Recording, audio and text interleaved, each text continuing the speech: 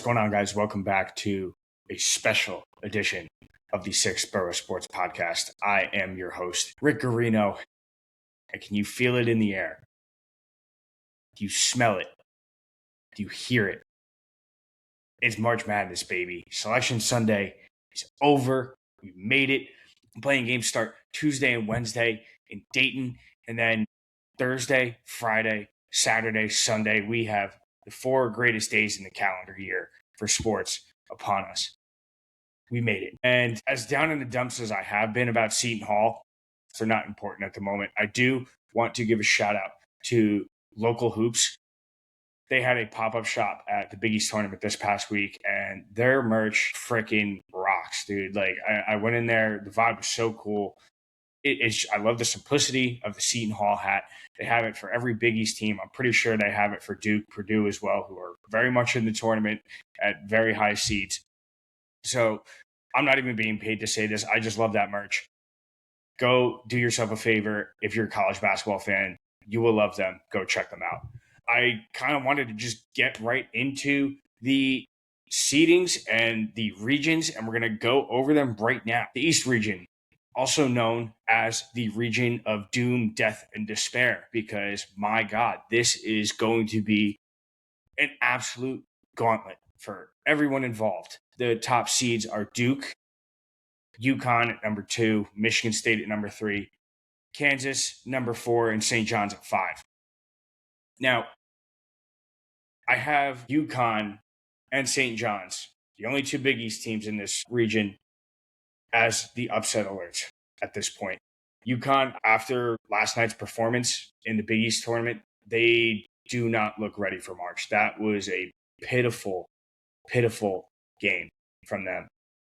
Do I have faith that Dan Hurley is going to get the boys ready to go? Yeah, I think they're winning round. But I do have UCLA beating them in the round of 32. They just looked all out of sorts. St. John's had them in a blender. And St. John's is the next upset candidate that I have. And I won't even go as far to call them as an upset candidate. I just think that you could argue that they deserved a higher seed, especially beating UConn as badly as they did in the Big East Tournament and winning the Big East outright. They could have been a 3, maybe even a 2 seed with how well they were playing down the stretch.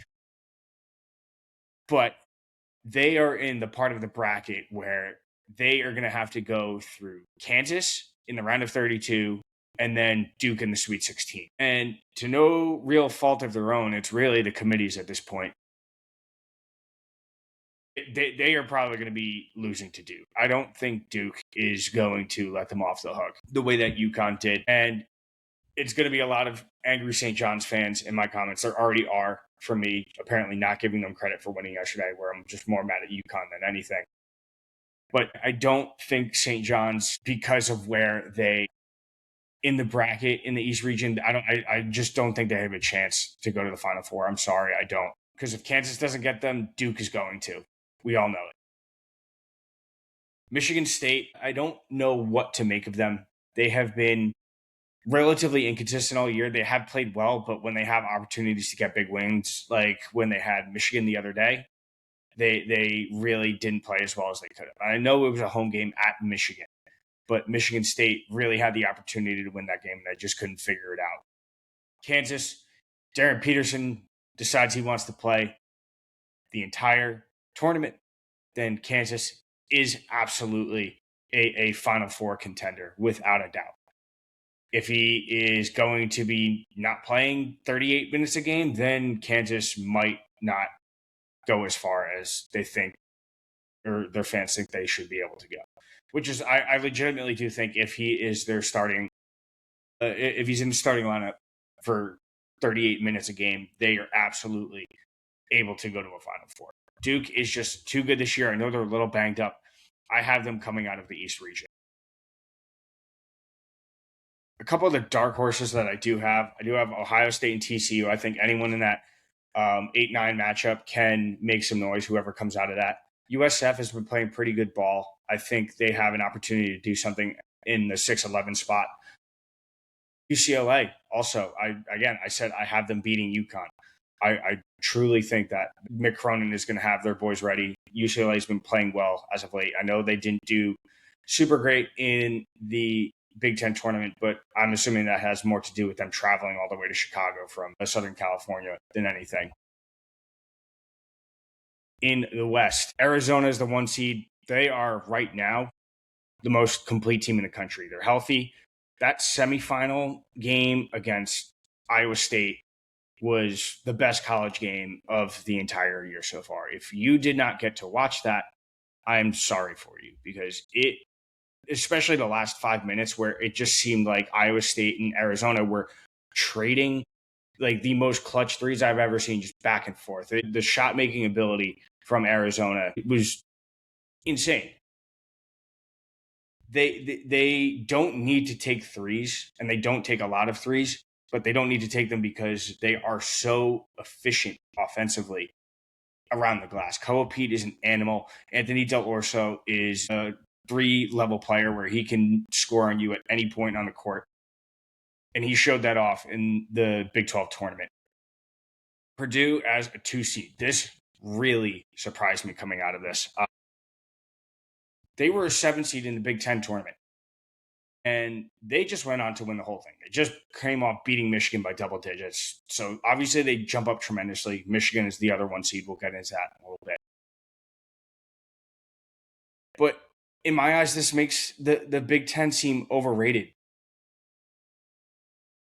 Amount of bids they have, like they have 10 for the Big 10 teams. And I really do think the only truly elite team in the Big 10 this year is Michigan. However, Purdue, I think, with the first time in a long time where they don't have the pressure and expectation that they were supposed to be a Final Four and title contender, I think they're going to be able to make some noise. They aren't as they're just going to be able to play freer and looser. They looked really good today. They at no point looked like they were overmatched by Michigan, especially in the second half where they took it to them the entire time. It even seemed like Eagle and the commentators were trying to will Michigan back into the game, and it just wasn't happening. Gonzaga as the 3 seed. See them absolutely being taken down by a lower seed. For whatever reason, I haven't watched much of Gonzaga this past year, but it doesn't seem like they're the powerhouse that we truly expect from Gonzaga and that we've seen in the past. They could make me eat my words. I hope they do. But this isn't the Gonzaga team from 2021 where they went to the Final Four and you have Jalen Suggs. They seem like a true upset candidate in my eyes. Arkansas as the 4 seed. This is one of the best teams that Coach Cal has had in years. I don't think this team is going to be going down the same way that his team has been going down in the past, which is via upset from a team like a St. Peter's or some other Cinderella story. But I think this is one of Coach Cal's best coaching jobs in recent years. I do think Arkansas is a threat to go to a Final Four, but I just don't see it happening with Arizona standing in their way. I truly think that the teams coming out of the Big 12 are the cream of the crop this year. And if you have one of those Big 12 teams in your way, you are in for a long night and probably a bad one. Wisconsin as the 5 seed, they have a great offense. They can hang with anyone in the country. They beat Michigan once, but their defense is not great. And if their 3 ball is not going down, they are prone to be upset. I think Utah State could possibly beat Nova in the round of 6. The irony of Kevin Willard being back in the Big East for his first year and ending up as the 8 seed. I mean, I've seen this movie so many times. It's like he never left, except he's just with Villanova. I think Villanova is a banged up team right now. They just got blown out by a bad Georgetown team in the Big East tournament. I'm expecting Utah State to give Villanova a serious run for their money, and they're going to be sweating. As a 12 seed, we always get a 5-12 upset in the tournament. There's typically 1 out of every 4. And with how good and how efficient High Point's offense is, I think this has a real chance of happening. Wisconsin needs to not be overlooking them because I think High Point is a lot better than most people give them credit for. I know they're a mid-major, but they are a threat. Hawaii as the 13 seed. I don't really know much about Hawaii. It seems like they've been playing really good ball based on what the commentators were talking about them in the Big West tournament. And I just think it would be a really fun story if a Hawaii team was the Cinderella story. I can imagine America falling in love with a Hawaii team because I feel like Hawaii sports being good is good for everyone involved. I expect them to take it to Arkansas, but ultimately falling short. I'm never counting out a 15 seed against Purdue. We all saw what happened against St. Peter's when they were the 15 seed. We all saw what happened when they were the 1 seed and FDU took them down. We all saw what happened a couple years ago when they lost to North Texas when they were the 13 seed. Purdue is never safe. They just don't have the lofty expectations anymore. So it would be a fun story. I don't think it's going to actually happen. But again, it would be hilarious for that brand to keep losing to teams that they should be beating.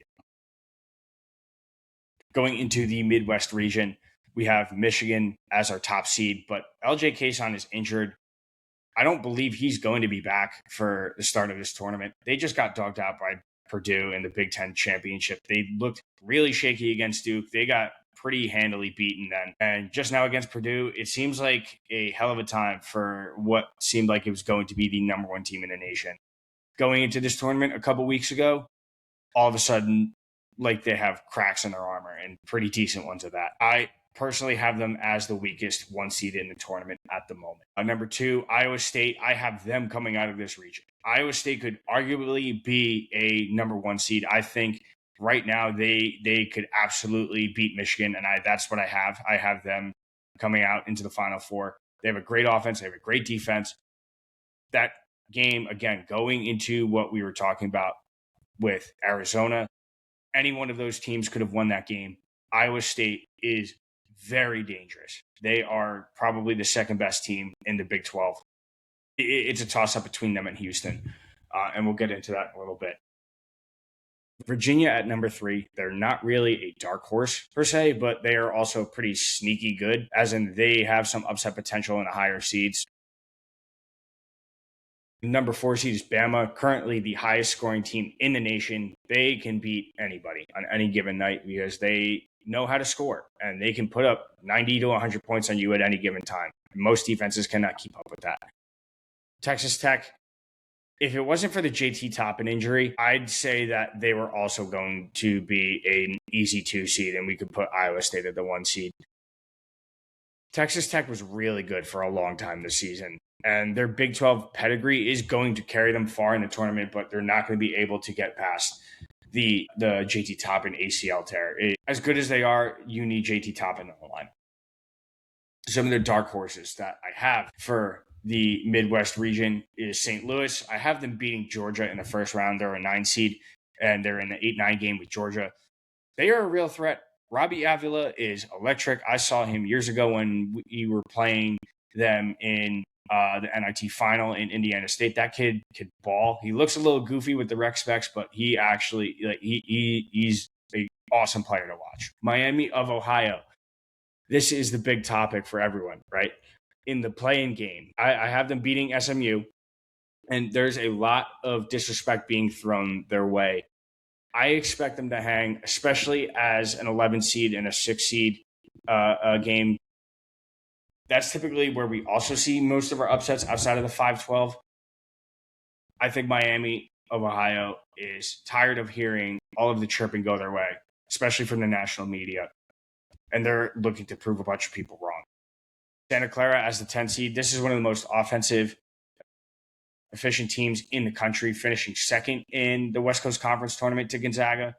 I think that they have the opportunity to really do some damage in this tournament. I think they're going to catch a lot of people off guard. It's been 30 years since Santa Clara has been in the dance, and they're going to turn some heads. I think that they beat Kentucky in the round of 64. On upset alerts, again, going back on what we were talking with Michigan, they don't look great right now.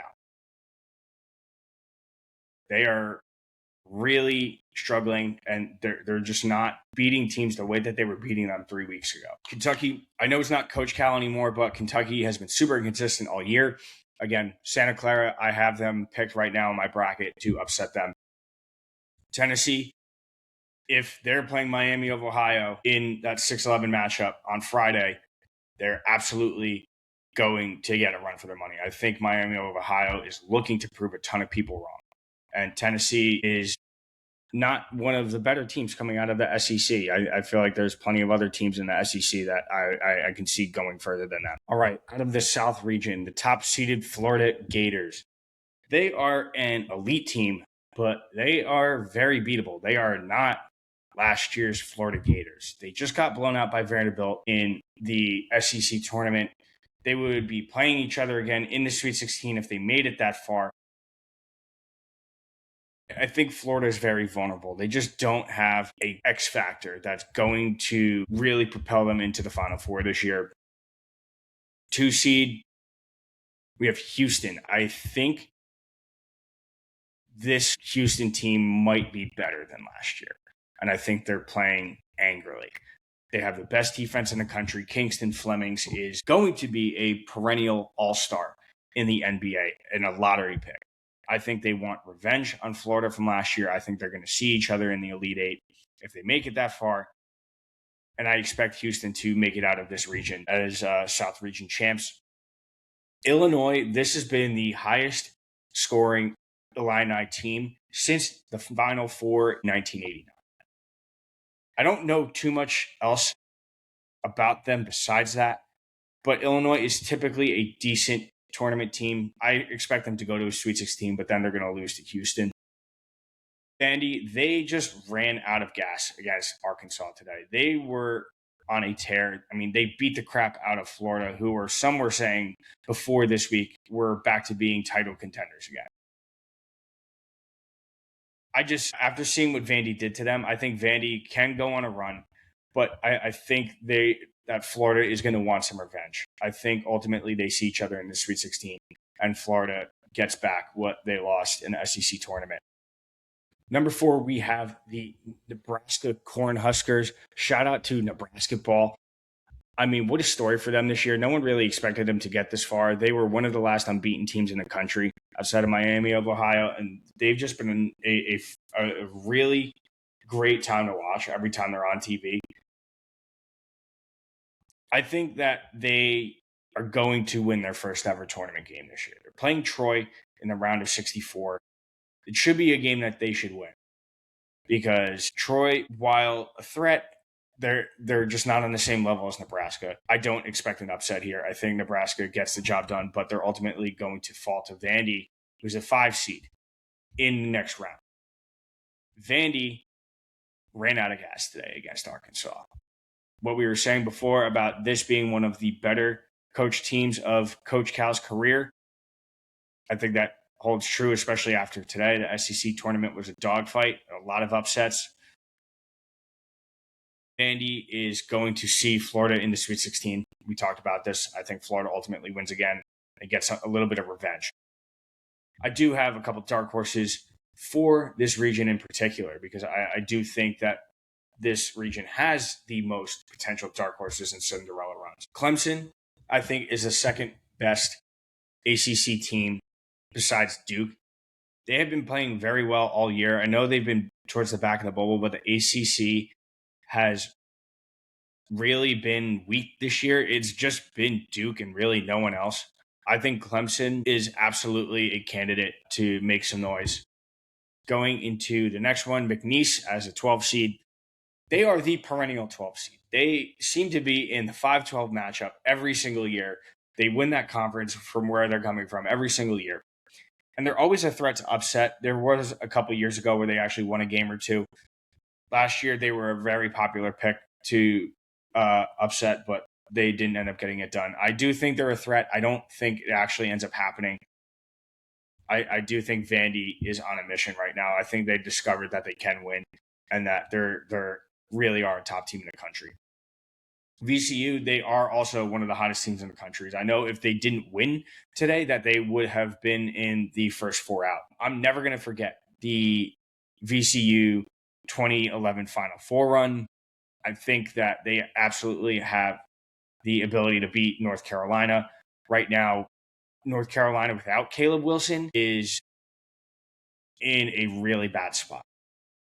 UNC as a whole, like they would have been the number 2 team in the ACC when I was talking about Clemson before, but without Caleb Wilson, they are really pedestrian, and they are lucky that they lost him towards the end of the season, because I don't think they win more than 15 games this year without him. UPenn.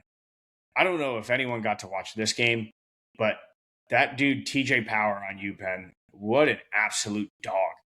44 points, 10 rebounds, with one of the clutchest three-point shots we've seen in March so far this year, sending the game to OT with a second left when they were nearly dead. If you have a dude on your team that could score 44 points, I don't care what conference you're coming from, you are a threat to upset people. And Illinois better watch their back. Again, going into UNC, they as an upset alert. Without Caleb Wilson, I think it's going to be a really short tournament for them. Duke fans are going to be very happy to hear that. St. Mary's, I just think the West Coast Conference is overrated this year.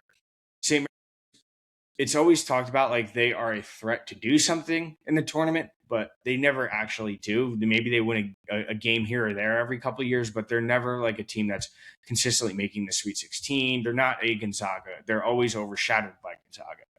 So I think them at the 7 seed, playing Texas A&M, who has been good all year, I do think Texas A&M ultimately upsets them. That just about does it for the full bracket. So I kind of want to go down the list of my top 5 title contenders overall in the bracket at the moment. Number 5, we have Michigan. Number 4, Houston. Number 3, Iowa State. Number 2, Duke. And number 1, your future 2026 national champion, Arizona Wildcats. I have to go with this. I merit into this fandom. I'm absolutely joining the Arizona bandwagon for this year. And I'm going to be unapologetic about it. I know this is Six Borough Sports, but I've been really paying close attention to this Arizona team. They are the most legitimate team in years past. I've been banging the Arizona drum for a long time to my friends, and every time they lose, this team seems like it is poised to do real damage and actually take home a title this year for the first time since 1997. Arizona is going to be hanging another banner. As a Final Four prediction, I have Duke versus Houston, with Houston winning. Zona versus Iowa State in a rematch of that Big 12 semifinal, with Arizona winning 82-78. You can put that in the books. It's happening, just like the Jack Hughes overtime goal that I predicted but never posted. So congratulations, Arizona. You guys are winning the national title this year. Some teams that got left out that I wanted to talk about. Auburn, thank fucking God. Thank God. Take the strength of schedule talk and shove it up your ass, Bruce Pearl, man. Nobody cares. It doesn't matter if you played the hardest strength of schedule in the country. You are one game above 500. The committee got it right with putting Miami of Ohio over you. I don't care about strength of schedule. If you cannot win, you don't deserve a bid. I'm sorry. You don't. Indiana, they didn't do enough in the Big Ten tournament. They already had 10 bids in the league.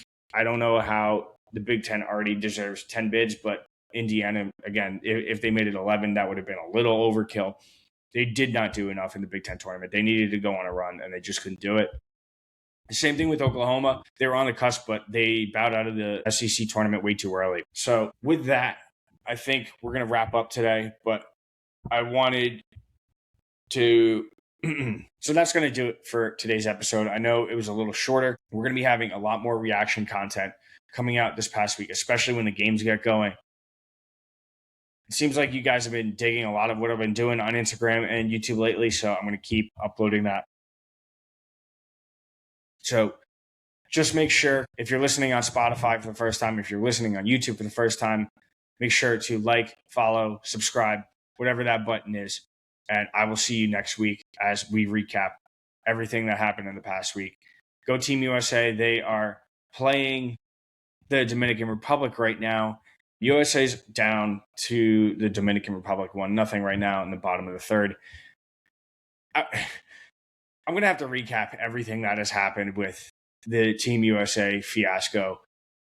because, my God, Mark DeRosa should never be allowed to talk about baseball ever again in his life. He should not have a position at MLB Network after this. What an absolute clown show coming from that locker room. I thought Aaron Boone was bad, but I think Aaron Boone should probably be Team USA manager from now on, because there's no way that Aaron Boone would have not known the rules like that. Yeah, I'm gonna log off though. This is a lot of fun. I really can't wait to make some March Madness content. It's gonna be a ton of fun. Get ready. We're in March, baby. See y'all later.